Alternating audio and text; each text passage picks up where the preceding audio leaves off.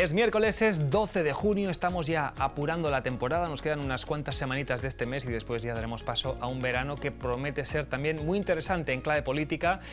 De momento continuamos aquí en TVR, en Más que Palabras, y Paco, habíamos dejado ahí en pause tu siguiente reflexión. Lo del fenómeno. Eso es, un fenómeno. ¿Quién es un fenómeno? ¿O de qué fenómeno hablamos? Es el momento. Bueno, lo que ha pasado en España, que ha sido, digamos, la composición del mapa político español, todavía sigue siendo bastante diferente a lo que está pasando en otros países, sobre todo en países centrales de la Unión Europea, en el que los partidos clásicos de la izquierda prácticamente pasaron a mejor vida hace tiempo, ¿no? Socialismo francés es verdad que ha tenido mejor resultado, bueno, pero es verdad que venía de resultados del 4%. Sí, claro. O sea que veníamos de ahí, ¿no? O sea, hasta el PASOK estaba mejor que el socialismo francés en estas elecciones, cuando nos inventamos aquello de la pasoquización, ¿no? Del PSOE. Y eso es verdad en España y en Portugal y en otros países, es cierto, ¿no? Pero claro, la izquierda en Francia, en Italia y sobre todo en Alemania, ¿no? Con lo que ha sido el Partido Socialdemócrata alemán, pues ha tenido unos resultados realmente, digamos, desastrosos. Es verdad que la economía alemana no va especialmente bien, ¿no? en los últimos tiempos, y eso desde luego hace mella en ello. Pero respecto a alguna de las cosas que hemos hablado antes y de la pregunta que hacía Carlos también, es decir, yo creo que aquí estamos para intentar, ¿no? Cada uno de su opinión, y decía una cosa Carlos sobre el populismo y la política. Yo creo que... ¿Carlos yo o Carlos? Villar. Carlos, el contertulio, Carlos, es decir, lo del populismo. Yo creo que el populismo, yo creo que se puede definir muy bien, ¿no? Es decir, cuando una persona se arroga la voz del pueblo. Es decir, porque ni Pedro Sánchez se arroga la voz del pueblo, ni Alberto Núñez Feijóo se arroga la voz del pueblo español, ¿no? Representan opciones políticas diferentes, personas que componen ese pueblo que tienen visiones diferentes de cómo enfrentarse a los mismos problemas, ¿no? Y es la diferencia entre la política, es el reino de la opinión, ¿no? Y el populismo, que es digamos, más parecido a la religión, que es el reino de la verdad, que a la política, que es el reino de la opinión, ¿no? El populismo da soluciones muy sencillas a problemas muy complejos, y hemos visto hace poco las imágenes, ¿no? del señor del partido de Alvise, de Se acabó la fiesta, que son cualquier persona sensata que escuche a este señor y se siente a pensar un momento con los problemas que hay y vea las soluciones que propone, ¿no? La creación de una macrocárcel en Madrid, pues se da cuenta de lo que hay. Pero en esto yo también hago un esfuerzo por decir, la gente también tiene que hacer un esfuerzo por pensar. De responsabilidad individual. De responsabilidad individual, que evidentemente los partidos políticos, especialmente los mayoritarios, en España y en toda Europa, pues algo han tenido que hacer muy mal para que fenómenos así hayan surgido. No han surgido solo en España, han surgido en todos los países, ¿no? Desde hace tiempo, casi en España vamos los últimos, ¿no? A este tipo de fenómenos. Es verdad decir, pero también yo creo que hay que reclamar un esfuerzo individual a la ciudadanía, decir cómo es posible que 800.000 personas hayan votado, ¿no? Fundamentalmente hombres, además, ¿no?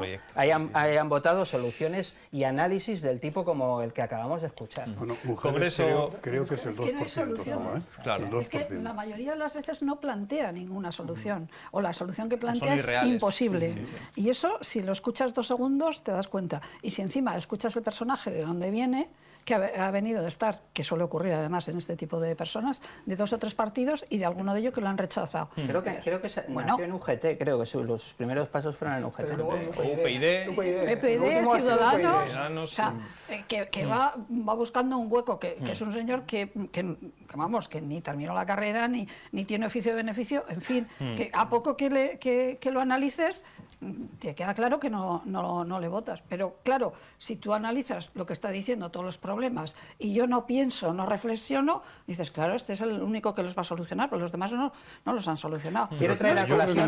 No escuchas, la gente nos hemos acostumbrado. Que lo dije hace unas semanas, si recordáis, que yo en las elecciones europeas de 2014 os comenté una historia, una pequeña anécdota de una persona a la que considero bien informada, y me dijo en ese momento que querían cambiar aunque fuese a peor.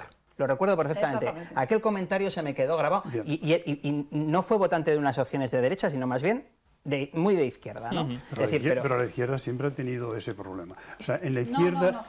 vamos a ver, en la izquierda siempre ha habido muchísima gente, y a veces muy preparada, muy cainitas, y dispuestos a llevarse todo por delante con tal de que las cosas... Esto lo dijo Mariano Rajoy. Me voy a largo caballero, si queréis. A ver si no se llevó todo por delante. Es un problema ahora de la sociedad. Que la gente lo que quiere son rapidez, cosas sencillas, y como yo estoy mal, porque la gente generalmente está bastante fastidiada, aunque la economía digan que van bien, la gran economía sí, pero la pequeña no va tan bien. Y entonces, como la gente está fastidiada, va a la contra de lo que sea. Hemos hablado del Congreso de los Diputados y vamos a ver precisamente uno de los momentos que ha ocurrido. Hoy la noticia está en el Congreso y también en una entrevista que ha dado Pedro Sánchez en Radio Televisión Española, en la que, entre otras cosas, marca ya una fecha límite, 15 días para la renovación del Consejo General del Poder Judicial, y algunas otras reflexiones en torno a la transparencia en la financiación de los medios de comunicación. Pero en el Congreso, antes de esa entrevista, vivíamos momentos de cierta tensión, enfrentamiento entre, como decimos aquí, las dos fuerzas mayoritarias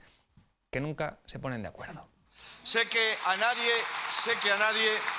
en su partido se atreve a decírselo, pero lo piensan, señor Sánchez, lo piensan.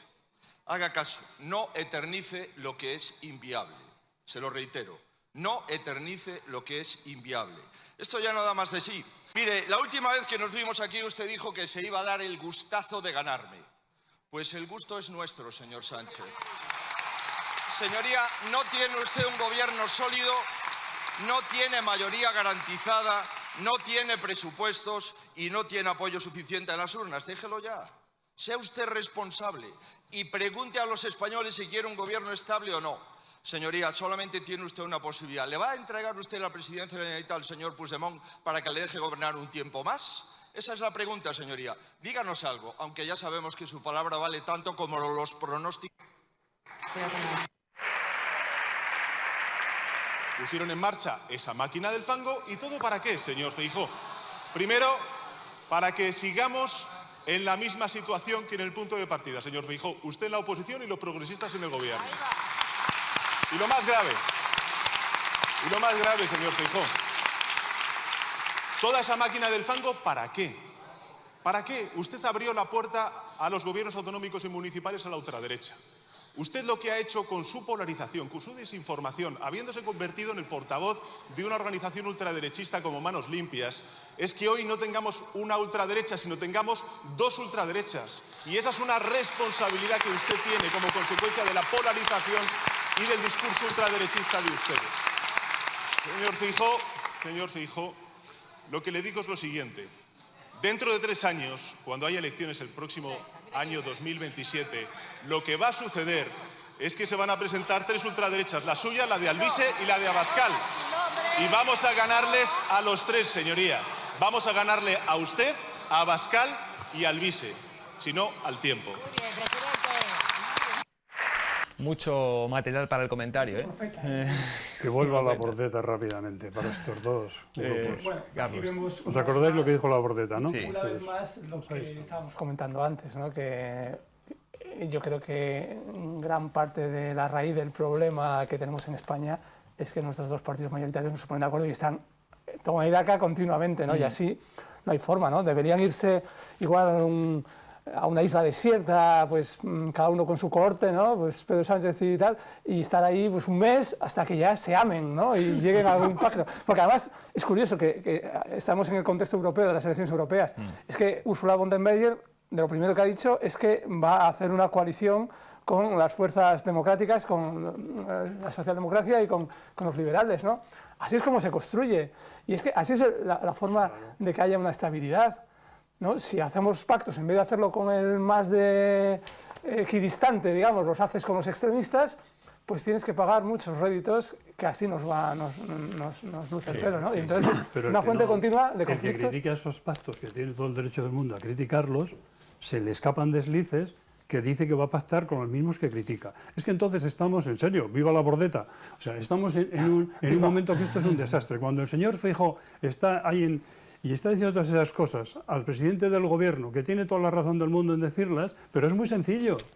El señor Feijóo sabe que no puede hacer nada, porque no tiene votos para gobernar. Y si el señor Feijóo fuese un hombre valiente, presentaría una moción de censura aunque la pierda, pero no la presenta. ¿Por qué? Porque se queda ya anclado en su escaño y es lo que nos está pasando. Y con esa... Ya lo hizo Vox y no le sirvió de mucho, claro. ¿no? No me compares a Vox con el Partido Popular. Vox O sea, en el sentido de promovió gobernar España, me refiero. No me lo moción de compares. censura. A veces se puede presentar una moción de censura a sabiendas de que la vas a perder, porque eso es la vía para cambiar, una de las razones que tenemos ahí. Y mientras sigamos con ese peloteo entre la oposición y el que está en el gobierno, esto es que da pena, oír Tenemos los debates, también... es que no vamos a ninguna parte. Tenemos Es que no vamos a ninguna Pedro, parte. el titular ya de larioja.com que refleja esa noticia en materia judicial. 15 días para, ahí lo vemos, para forzar esa renovación. Si el PP no pacta, ha dicho Pedro Sánchez, que estudiarán algún movimiento. María Ángeles, como profesional del derecho, ¿te parece una buena noticia, una mala noticia, no sé? A mí me parece una mala noticia la situación. El que estemos en esta situación ya no me parece una buena noticia. El tema de las mayorías que estaban planteando, yo creo que no le va a dejar Europa que se nombre sin la mayoría que se está nombrando ahora. Pero claro, puede haber otros movimientos que sí que le interesa hacerlos. A mí me parece que el sistema judicial tiene que ser independiente. Y yo creo que el gobierno y la oposición tienen que tratar de que sea independiente.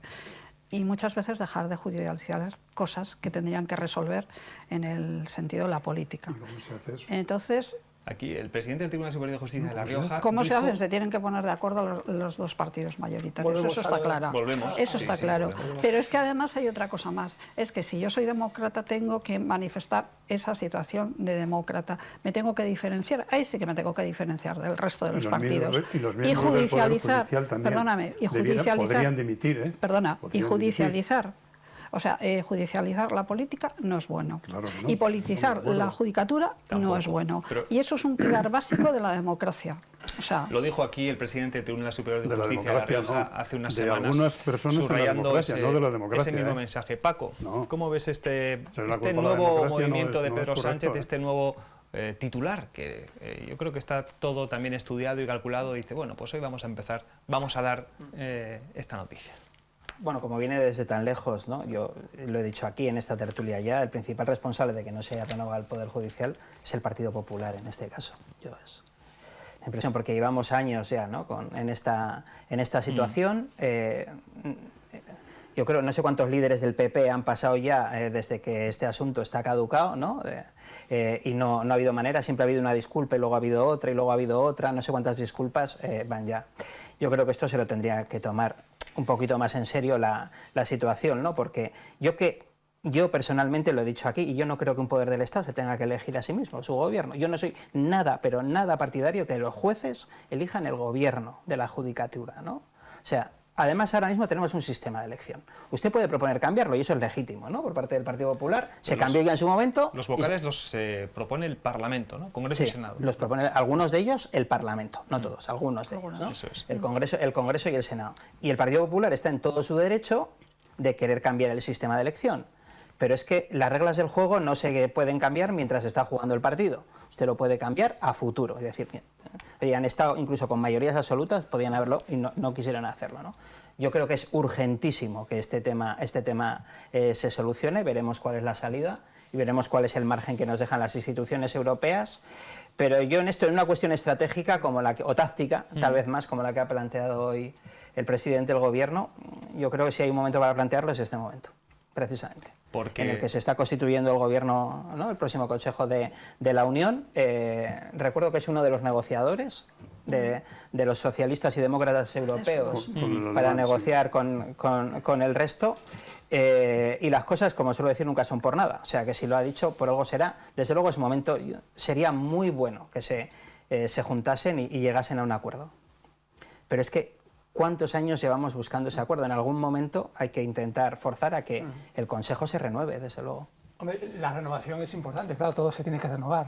Hay que renovar o morir, ¿no? Pero claro, el problema es si se renueva en unas circunstancias de presión política tal que el organismo pase a ser un apéndice más de la política. que es algo parecido, me parece a mí, ¿no? que ha pasado con el Tribunal Constitucional. En esos momentos el Tribunal Constitucional está como muy polarizado o está muy orientado. Entonces, está bien que se renueve algo. ¿Y antes? Antes no tanto. Por lo menos antes había más margen para que las cosas no eran 80%, 20% o 70%, ¿no? Antes yo creo que el Tribunal Constitucional había más margen de incertidumbre. Ahora no hay mucho margen de incertidumbre en el Tribunal Constitucional. Entonces, si los órganos judiciales se renuevan, por supuesto, tienen que renovarse porque no pueden estar ahí oliendo a naftalina.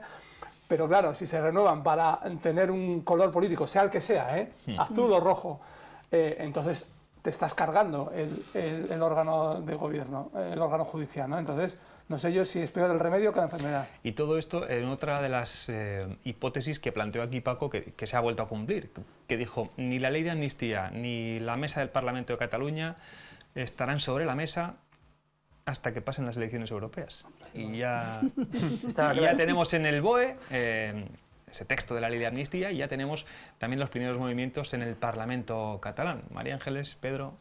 Bueno, yo empiezo, porque Venga. yo creo que no va a ser tan sencillo, ¿no? La publicación es efectiva, la ley, desde el momento que se publica, por lo tanto, los jueces tienen que empezar a aplicarla. Y aquí es donde yo creo que va a haber varias posibilidades o variedades, ¿no? Una, que directamente los jueces digan, pues que se pronuncie Europa o el Constitucional a ver si la ley cumple los requisitos y la puedo aplicar. Otros que no la consideren de aplicación directamente, que ya están entrando algunos, sobre todo en el delito de malversación, sí. tal, y otros que la apliquen.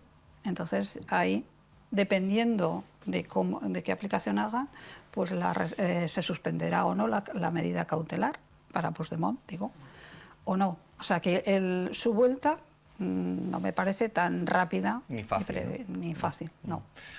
Pedro, ¿alguna reflexión sobre Sí, muchas. Cataluña, amnistía, Tengo muchas, justicia? pero tengo demasiadas, por desgracia para mí.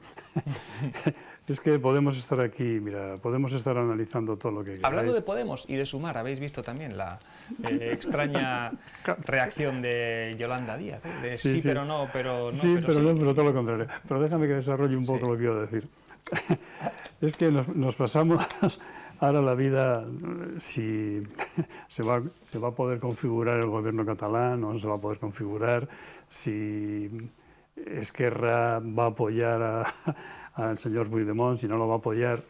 Mira, esto es muy sencillo. Yo creo que el señor Pedro Sánchez, presidente del Gobierno de España, yo no sé si lo hace a sabiendas o no a sabiendas. Ahí ya es que no tengo ni idea. Pero lo que sí sé es que el nacionalismo periférico, el central también ha sido horroroso, pero el periférico en este momento está dividiendo a este país muchísimo, muchísimo. Y me da lo mismo que pase una cosa que otra. Mientras los dos grandes partidos no sean conscientes de que ninguno de los dos va a tener una vida tranquila ni van a poder sacar muchas leyes, mientras Sigan apoyándose. sigan apoyándose en ese sentido. Y en este país hubo un señor que influye mucho en el Partido Popular ahora que decía que la intimidad hablaba catalán. Sí, José María. No nos engañemos. Y sigue influyendo muchísimo en el actual Partido Popular. Dio a Cataluña el mayor índice de economía, de traspasarle del gobierno a Cataluña, el mayor que se ha dado en la historia de este país. Y yo hace unos días pues oí ese desliz de que el presidente actual del Partido Popular dijo, bueno, pues si a lo mejor me interesa y tengo que... En fin, vamos a lo que vamos. Mira, vamos a dejarnos de una vez y podemos hablar todo lo que queráis del nacionalismo, pero el nacionalismo es un cáncer, sea el que sea. Y en España tenemos dos regiones con un nacionalismo muy fuerte. Que marcan Y la el actualidad catalán, del conjunto del país. ¿lo que va a pasar allí no va a pasar?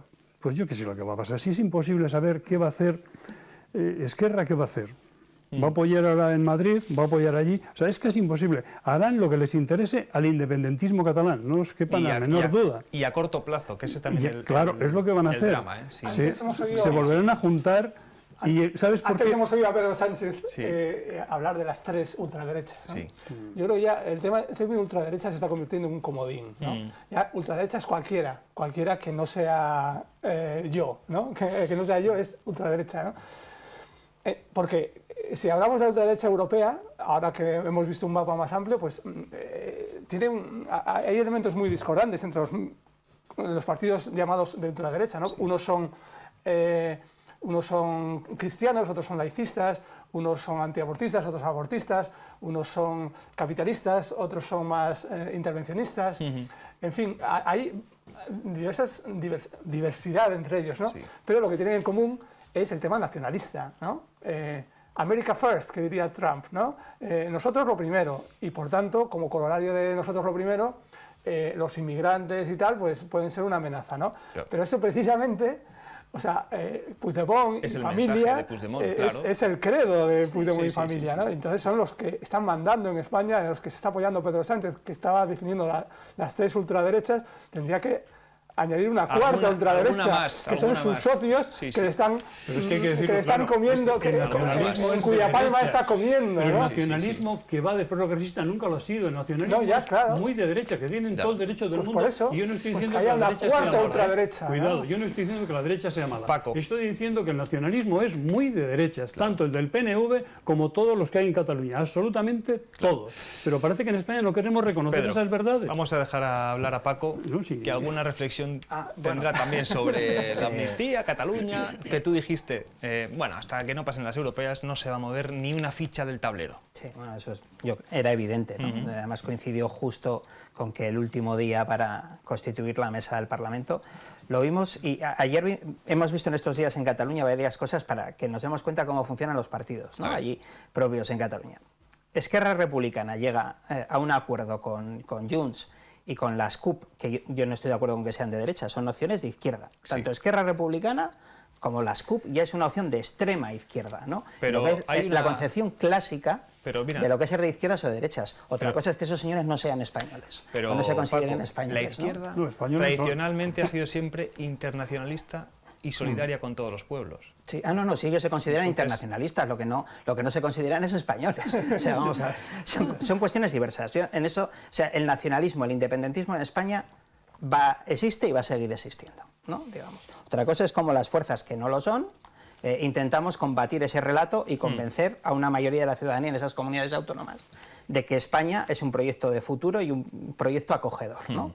En el que todos podemos convivir sintiéndose cada uno español a su manera, ¿no? Ayer creo que es relevante lo que pasó ayer concretamente en Cataluña, ¿no? Por una parte tenemos el voto de la mesa el lunes, ¿no? Esquerra Republicana llega a lo que algunos pensábamos que iba a llegar, que es un acuerdo con el resto de fuerzas independentistas para hacer una expresión abominable desde mi punto de vista, que es una mesa antirrepresión, ¿no? Todavía estamos en ese lenguaje, ¿no? Cuando realmente los únicos que se saltaron todas las normas de derecho, la Constitución, el Estatuto de Cataluña, fueron en el 17 ellos mismos, ¿no? Y ayer, en el Ayuntamiento de Barcelona, Esquerra Republicana de Cataluña ha anunciado un acuerdo de gobierno con el PSC, concretamente para entrar en el gobierno, que se va a poner, creo que mañana, si no me falla la memoria, a votación de los militantes de Esquerra Republicana, pero solo en el municipio de Barcelona. Que Esquerra Republicana no es lo mismo en el municipio de Barcelona que en el conjunto, ¿no?, de Cataluña, que también, si hay un acuerdo con quien sea, Esquerra Republicana, que es un partido muy asambleario, tendrá que ponerlo a votación de todos los militantes de Esquerra Republicana en el conjunto del territorio catalán. Yo me la juego a un pronóstico. Esquerra Republicana en Cataluña va a votar sus militantes en contra de un acuerdo con el PSC. Pues mayor bloqueo todavía. Hacemos una pausa que tenemos también que... en Barcelona igual sale a favor. En Barcelona es posible que no. No tiene nada que ver con el resto de Cataluña. Iremos viendo, como también vamos a ver de inmediato, asuntos de nuestra comunidad. ¿Qué está pasando con La Rioja? ¿Qué ocurre con los carriles bici? ¿Qué pasa con Bosonit? ¿Qué ocurre con la vivienda? ¿Cómo han sido estas fechas de celebraciones? Ahora, a la vuelta, en el tramo final de Más que Palabras.